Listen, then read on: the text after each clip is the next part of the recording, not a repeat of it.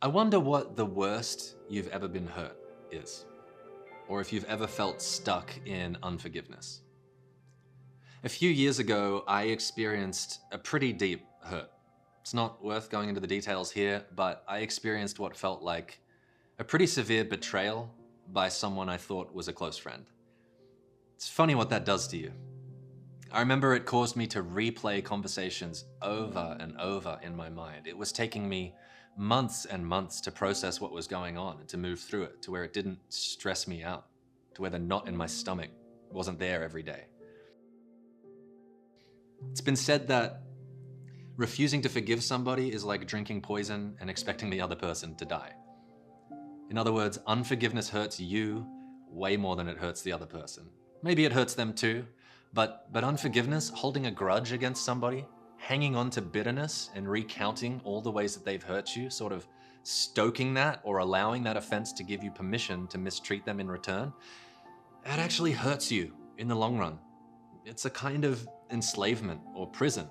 Is this person and what they did and you positioned as the victim. And that gets cemented in your mind and reinforced every time you think about them. They're sort of living rent-free in your head and still affecting you. They're in control. You're not.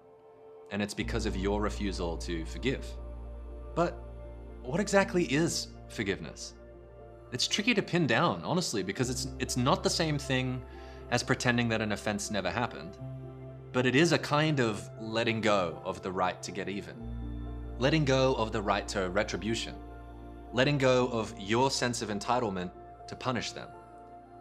But where it gets tricky is that forgiveness doesn't mean there are no consequences.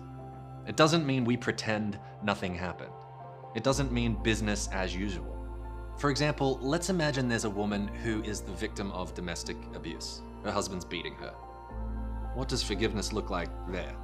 Well, it's probably very complex and very difficult, but what it certainly can't mean is that she should be expected to stay there while the beatings continue, and that just nothing should come of it. That seems absurd. At a minimum, I think the police need to be involved, especially if there's no remorse on the part of this guy, there's no changing his mind or anything like that. Then this is criminal, and it's possible for her to forgive him and call the police at the same time. It's possible for her to forgive him and distance herself from him and protect herself. So there's still consequences, and in a sense there's punishment for what he's done. But what is forgiveness? I think forgiveness is a commitment to seeing the image of God in the other person, a commitment to seeing them as fully human rather than reduced to what they did. Again, it goes back to that projection piece, but when somebody hurts you, they've acted in a way that didn't match your mental model that you had of them. They did something out of behavior, out of the ordinary that wounded you, and now maybe all you can see is the way that they hurt you. But there's still all of your other history as well. They're probably not only evil. And so forgiveness is a commitment to see people in their complete humanity and to let go of the need to sort of get even or hurt them back. But it is not easy to do, and I don't think it's something you can do just one time for each offense.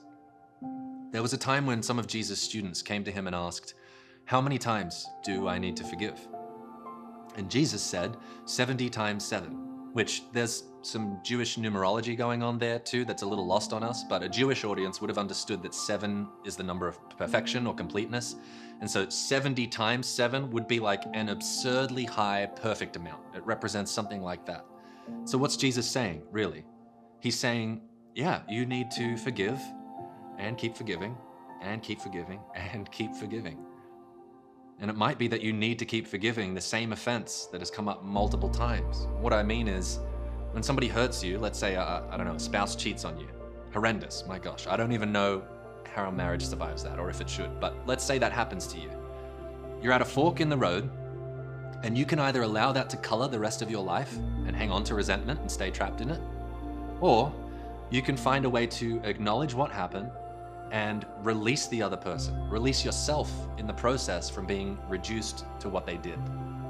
And you probably will find that you need to do this once, and then the next day, or 20 minutes later, or 5 minutes later, your mind has gone back to it and is stewing on it and replaying it, like licking a wound, or like, have you ever noticed if you get a tooth extracted or something at the dentist, how your tongue will play with that empty spot in your mouth over and over? That's That's kind of what's happening in your mind when you're dealing with unforgiveness. Your brain is trying to remodel who this person is, how this was able to happen, what you missed in the process, and what it needs to learn.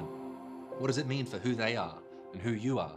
And so I think it's normal that your brain is going to return to the conversations, the events. It's going to return to it habitually because it's trying to learn useful info from it so that you can protect yourself going forward.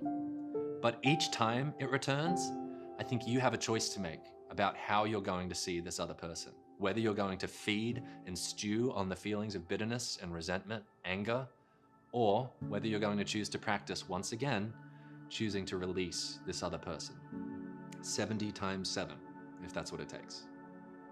It's related to agape, this kind of forgiveness, because again, agape is just a commitment to act in the other person's best interests, regardless of how they've treated you.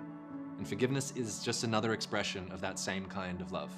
And remember that it doesn't mean you need to feel nice about them. You probably won't for a long time.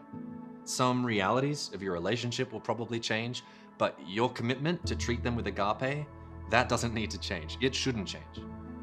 So let me ask you today, who do you need to forgive? What have you been hanging on to? And are you ready to let that person go? Start today with a commitment to act in that person's best interests, regardless of how they treat you.